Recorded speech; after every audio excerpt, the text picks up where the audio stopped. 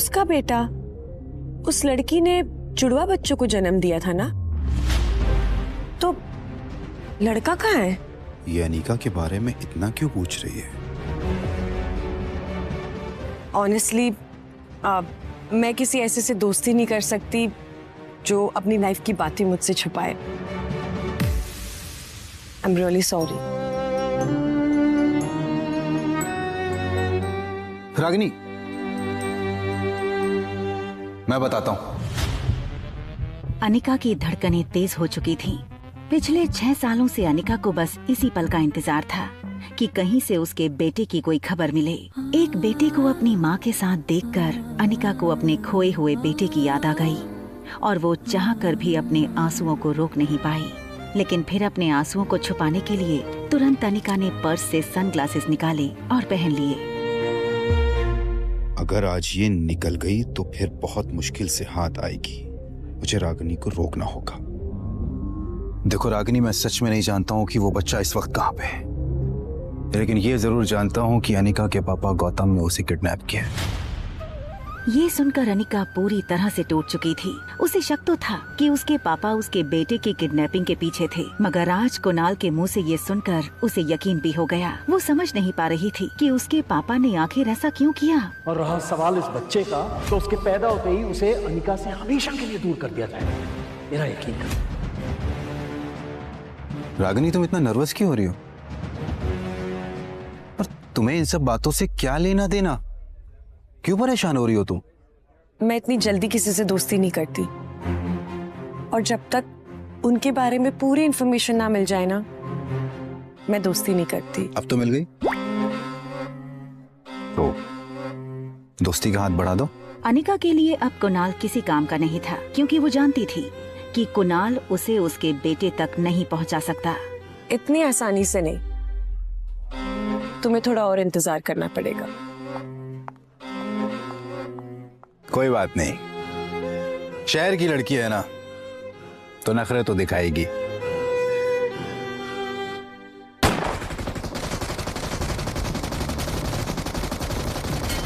तुम सब पीछे रहो, मैं आगे जाके दुश्मन का बंकर उड़ा देती हूँ। यस, ये बूस्टर हमारी टीम का है। राहुल 1-1, तुम एयरबेस पे हमला करो। रेडी? 1, 2, 3। हम जीत गए। हमेशा की तरह रिया की टीम जीत गई। गेमिंग की दुनिया में रिया स्वीट एंजल के नाम से मशहूर थी। हालांकि उसने अपनी गेमिंग आईडी में कोई फोटो नहीं डाली थी। वो नहीं चाहती थी कि लोग उसकी उम्र देखकर उसे जज करें। कई लोगों को तो लगता स्वीट एंजल कोई बहुत बड़ी इंजीनियर या कंप्यूटर जीनियस होगी। रिया पर अब इन मैसेजेस की वाहवाही का असर नहीं होता था, क्योंकि अब ये सब कुछ उसके लिए बहुत आम बात थी। स्वीट एंजल के नाम से खेल रही रिया मॉर्टल फाइट गेम की वर्ल्ड चैंपियन थी। अब एक चॉकलेट मिल्कशेक मंगवाया जाए। हमारे रूम के सामने ही ना एक छोटा पागल और एक बड़ा पागल रहता है। रिया वैसे तो बड़ी अच्छी बच्ची थी, मगर थी काफी शरारती। वो उन बच्चों में से थी जिन्हें कोई बात करने से मना करो तो वो ये जानने के लिए बहुत उत्सुक होते हैं कि आखिर ऐसा क्या है कि बड़े उन्हें वो चीज करने से मना करते हैं। 2401, छोटा पागल।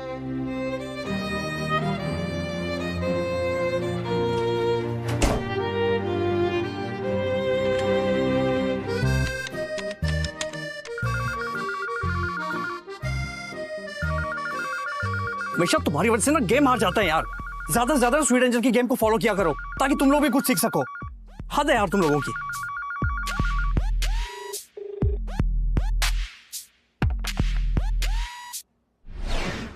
हेलो छोटे पागल। मैं पागल नहीं हूँ। तुम्हें ये बात मेरे टीचर ने बताई क्या? अच्छा, तो तुम्हारी टीचर भी ये बात जानती है? मेरी टीचर कहती है मुझे स्पेशल स्कूल जाना चाहिए। क्या तुम स्कूल जाती हो? ऑफ कोर्स, हर बच्चा स्कूल जाता है। तुम नहीं जाते क्या? मैं स्कूल जाता था जब हम पूरी फैमिली के साथ रहते थे। फिर डैड मुझे यहाँ लेकर आ गए। ये होटल डैड की है और अब हम इस होटल में ही रहते हैं और ट्यूशन टीचर भी यही आती है मुझे पढ़ाने। स्कूल नहीं जाते, होटल को अपना घर बना रखा है। अच्छा एक बात बताओ, तुम्हारा कोई फ्रेंड है यहाँ पर?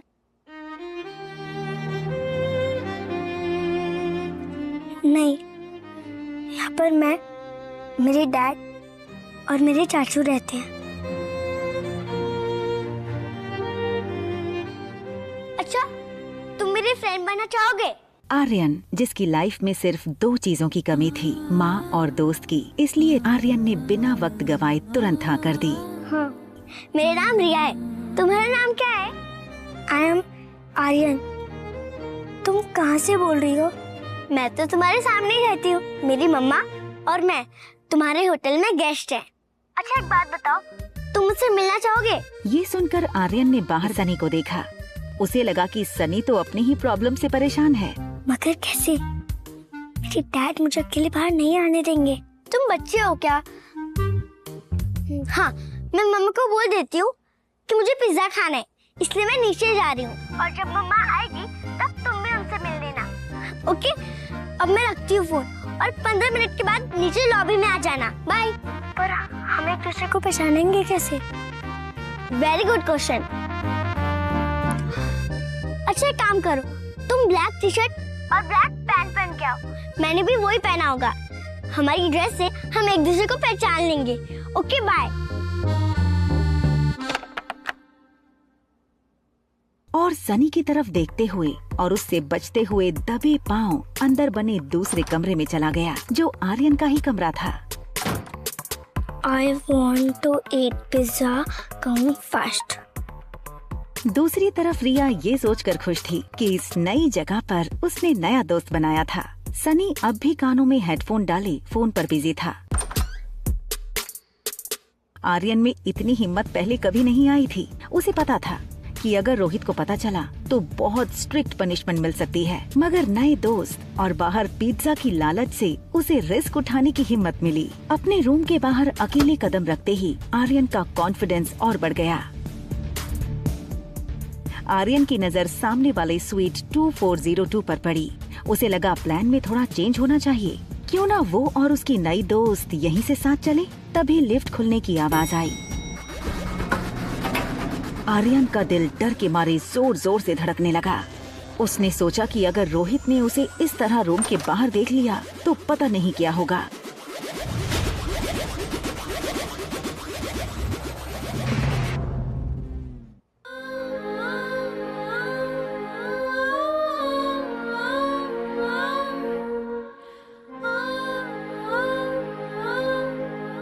एक माह होने के बावजूद आर्यन को black jeans, black T shirt और स्पोर्ट शूज में देखकर वो भी धोखा खा गई थी और सोच रही थी कि ये उसकी बेटी रिया है। I am so sorry, mamma is late no.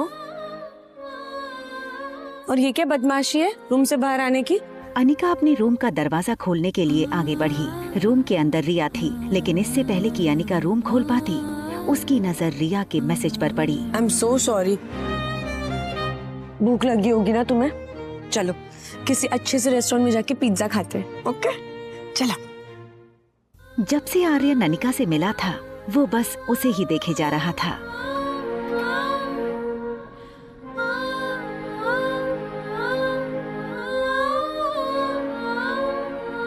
Anika का स्पर्श, उसका प्यार देखकर आर्यन को ऐसा लगा जैसे कि अगर उसकी माँ होती तो उसे ऐसा ही प्यार करती। आर्यन ये तक भूल चुका था कि उसे उसकी नई दोस्त को मिलना था।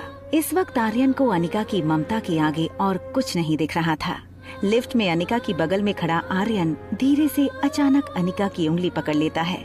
ये देखकर अनिका को थोड़ा अजीब लगा और उसने आर्यन की तरफ देखा। आर्यन की आंखें जैसे अनिका की आंखों से पूछ रही हों कि माँ तुम कहाँ थी? अनिका, जो आर्यन को रिया समझ रही थी, उसने एक पल के लिए सोचा कि रिया ऐसे इमोशनली क्यों देखी जा रही है उसको। आर्यन ने आंखें बंद कर ली और अनिका को जोर से पकड़कर हक कर लिया, मानो जैसे आर्यन को हमेशा से इसी पल का इंतजार था। उसने अनिका को पहले कभी देखा तक नहीं था, मगर आज उसे ऐसा लग रहा था जैसे वो अनिका की गोद में पहले भी खेला है।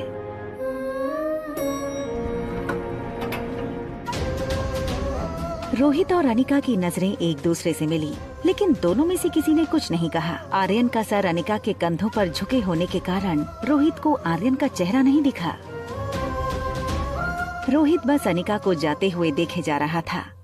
ऐसा लग रहा था मानो रोहित अभी आर्यन को अनिका की गोद में देख लेगा। आगे चली जा रही अनिका को कुछ एहसास हुआ। उसने पलटकर रोहित की तरफ देखा तो पाया कि रोहित उसे ही देखे जा रहा था। सर, रोहित को अपने आप पर गुस्सा आ रहा था। उसे लगा कहीं अनिका को गलत सिग्नल ना मिले। तभी लिफ्ट के बाहर से कोई हलचल ना होने के कारण रोहित को लगा कि अनिका अब चली गई होगी। कंफर्म करने के लिए उसने लिफ्ट के बाहर सर निकालकर चेक किया तो देखा कि अनिका अब भी वहीं खड़ी थी।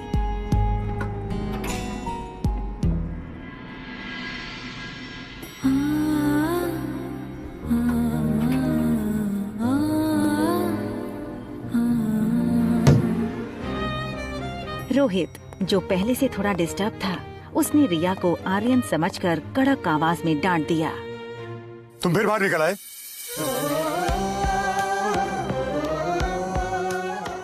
तुम्हें कितनी बार मना किया रूम से बाहर निकलने के लिए? तुम अपने डैड की बात सुनते क्यों नहीं हो? डैड, ये शब्द सुनते ही रिया की आंखें चमक उठी। उसका पूरा चेहरा उसकी स्माइल से भर गया था। डैड, आखिर मैंने आपको ढूंढ ही लिया।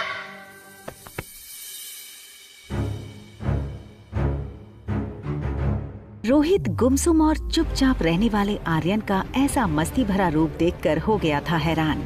दूसरी ओर अनिका भी मस्ती करने वाली रिया को इस तरह गुमसुम देखकर हो गई थी परेशान। बच्चों की अदला बदली से अनिका और रोहित आखिर कब तक रहेंगे अनजान? क्या ये अदला बदली उनकी कहानी में लाने वाली है कोई तूफान? तुम्हें कितनी बार मना किया रूम